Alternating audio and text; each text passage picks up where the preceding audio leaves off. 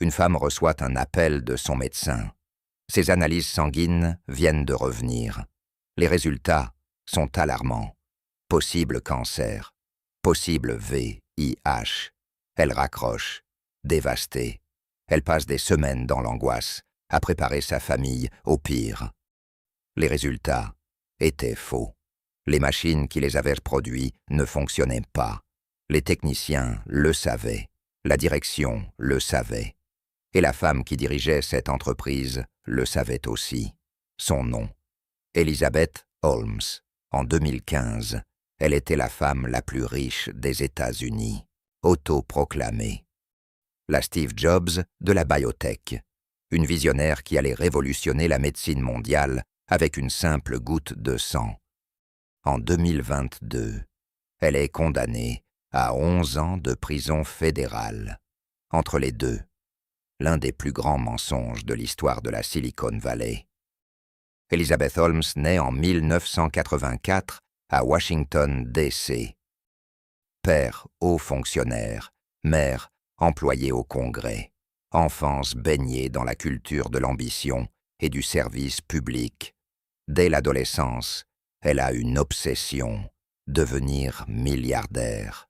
Elle le dit explicitement à sa famille, pas comme un rêve vague, comme un plan. Elle intègre Stanford en génie chimique à 18 ans. En deuxième année, elle abandonne ses études. Elle a une idée simple, presque évidente.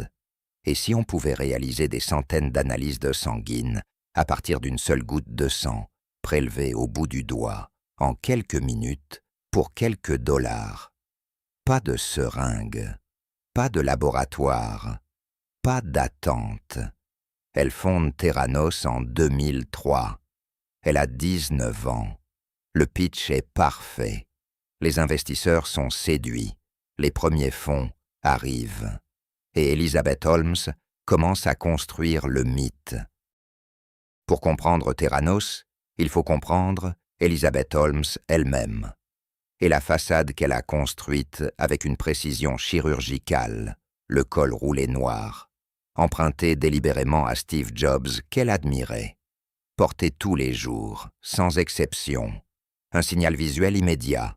Je suis une visionnaire, pas une chef d'entreprise ordinaire. La voix, grave, posée, artificielle. Des proches affirment qu'elle ne parlait pas ainsi dans sa vie privée. La voix basse était une construction, une façon d'imposer l'autorité dans un monde dominé par des hommes. Les références. Elle cite Hippocrate. Elle parle de sa phobie des aiguilles comme moteur de l'invention. Elle évoque sa grand-mère morte d'un cancer non détecté à temps.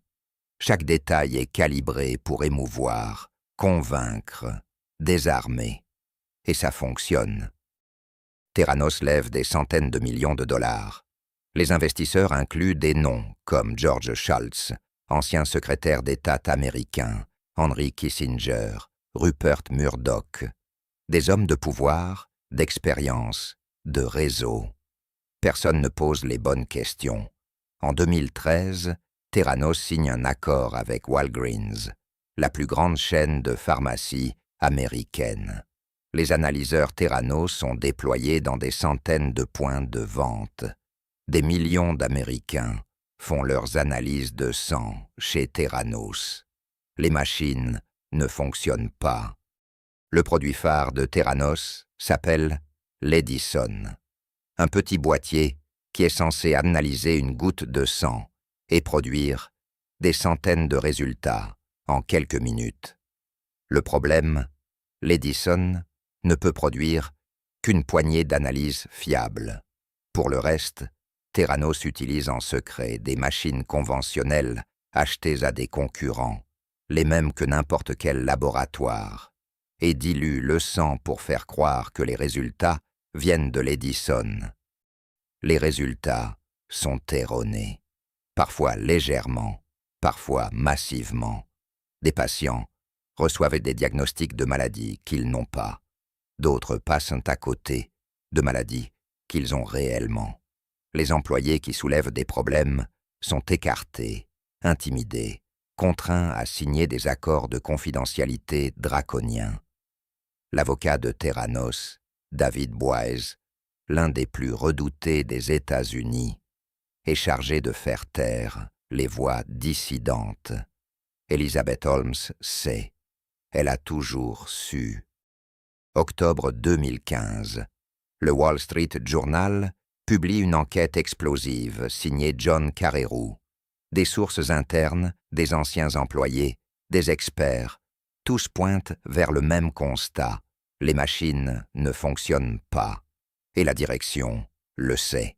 Holmes réagit immédiatement. Elle nie tout. Elle attaque le journaliste. Elle passe sur NBC, dans les grands médias, pour défendre Theranos. Cette histoire est fausse et irresponsable. Mais les régulateurs bougent.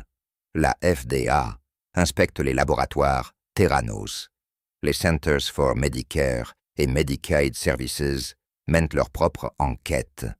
En 2016, les résultats tombent. Les laboratoires Theranos ne respectent pas les normes minimales. L'accréditation est révoquée. Elizabeth Holmes est personnellement bannie de diriger un laboratoire pendant 2 ans. Theranos s'effondre en quelques mois. La valorisation de 9 milliards de dollars fond. Les partenariats sont résiliés. L'entreprise ferme définitivement. En 2018, Elizabeth Holmes est inculpée de fraude. Elle plaide non coupable. Le procès s'ouvre en 2021 à San José, Californie. Il dure 4 mois. La défense d'Elizabeth Holmes repose sur 2 arguments. Premier argument, elle croyait sincèrement en sa technologie. Elle n'a pas menti. Elle s'est trompée. Deuxième argument, elle était victime d'abus psychologiques de la part de son ancien partenaire et directeur opérationnel, Ramesh Sunny Balwani, avec qui elle était en couple pendant des années. Les investisseurs témoignent, les anciens employés témoignent, les patients témoignent. Le 3 janvier 2022, le jury déclare Elizabeth Holmes coupable sur 4 chefs d'accusation de fraude envers les investisseurs. Elle est acquittée sur les chefs concernant les patients. En novembre 2022, elle est condamnée à 11 ans et 3 mois de prison fédérale. Elle a 38 ans. Elle est mère de 2 enfants. L'histoire d'Elizabeth Holmes n'est pas simplement celle d'une fraudeuse. C'est celle d'une époque qui a voulu croire qu'une jeune femme blonde de Stanford pouvait changer la médecine mondiale à 19 ans et qui a préféré ne pas vérifier. Les investisseurs les plus aguerris du monde ont écrit des chèques de dizaines de millions de dollars sans jamais demander à voir les données scientifiques. Les journalistes ont reproduit le mythe de la visionnaire sans questionner la technologie. Les régulateurs ont regardé ailleurs pendant des années. Et pendant ce temps, de vraies personnes prenaient de vraies décisions médicales sur la base de résultats inventés. C'est peut-être ça, la différence avec Ghosn ou Bankman-Fried. Les victimes de Theranos n'ont pas perdu de l'argent. Certains ont failli perdre la vie.